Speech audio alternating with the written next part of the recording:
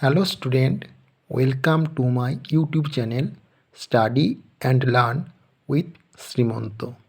তো চলো, আজকে আমি তোমাদের জন্য বাংলা ব্যাকরণের খুবই গুরুত্বপূর্ণ একটি বিষয় নিয়ে আলোচনা করতে চলেছি।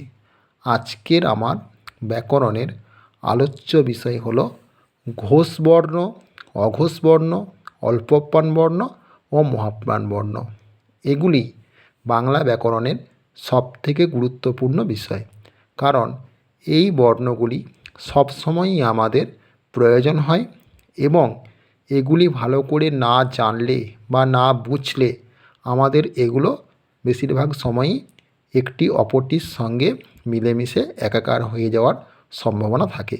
কিন্তু আজকে আমি তোমাদেরকে এমনভাবে ঘোষ বর্ণ, অঘোষ বর্ণ, অল্পপ্রাণ বর্ণ এবং মহাপ্রাণ বর্ণ শিখিয়ে দেব যে তোমাদের সারা জীবন এই বিষয়টি মনে থাকবে।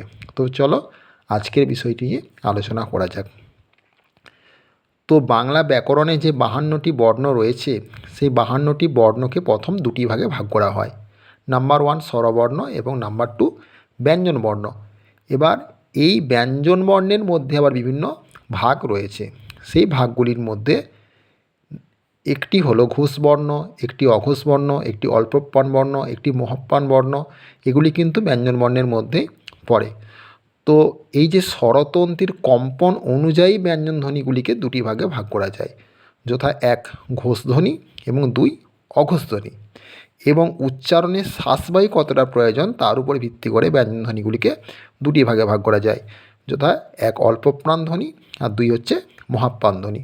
তাহলে আজকে আমাদের আলোচ্য বিষয় হলো ঘোষ বর্ণ, অঘোষ বর্ণ, অল্পপ্রাণ বর্ণ, মহাপ্রাণ বর্ণ।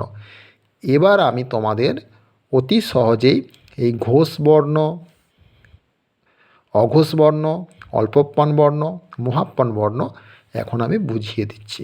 দেখো, এগুলো অতি সহজে বোঝানোর জন্য আমি একটা এখানে 4 কোণা বক্স তৈরি করে নিয়েছি। তো পরিষ্কার দেখতে পাচ্ছ, 4 কোণা বক্স আমি এখানে তৈরি করেছি এবং এই বক্সের উপর থেকে আমি পরপর 1, 2, 3, 4 এবং এখানে 5 লিখে দিয়েছি।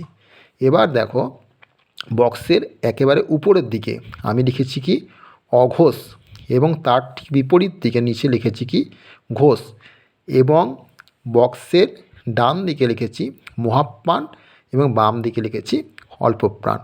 এবার আমি এখানে কি করেছি, এখানে লিখেছি কি 1, 2, 3, 4, 5।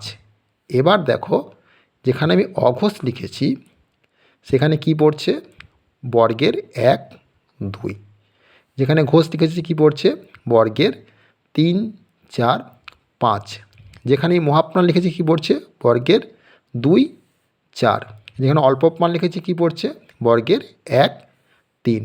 অর্থাৎ অতি সহজেই তোমরা বুঝতে পারছো এই ছকের সাহায্যে যে কোন বর্ণটা বর্গের অঘোষ, কোন বর্ণ বর্গের ঘোষ, কোন বর্ণগুলো বর্গের মহাপ্রাণ এবং কোন বর্ণগুলো বর্গের অল্পপ্রাণ। এখানে আমি দেখো ক বর্গের 5টা বর্ণ নিয়ে আমি আলোচনা করছি।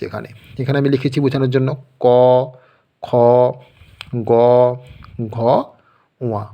এবার দেখো ক বর্গের ক, খ অর্থাৎ বর্গের প্রথম এবং দ্বিতীয় হলো অঘোষ ধ্বনি, এবং ক বর্গের গ, ঘ এবং ঙ এই 3টি বর্ণ অর্থাৎ বর্গের হচ্ছে তৃতীয়, চতুর্থ, পঞ্চম হলো ঘোষ ধ্বনি।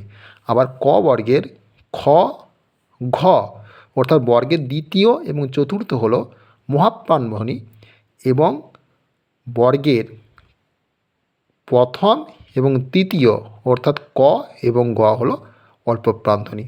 তাও তোমরা সহজেই ব্যাপারটা বুঝতে পারছো যে কিভাবে নোটসটা তৈরি করলে আমার সারা জীবন মনে থাকবে। যদি ভালো লাগে আমার চ্যানেলটি সাবস্ক্রাইব করে আমার পাশে সবাই থাকবে। আজ এই পর্যন্তই।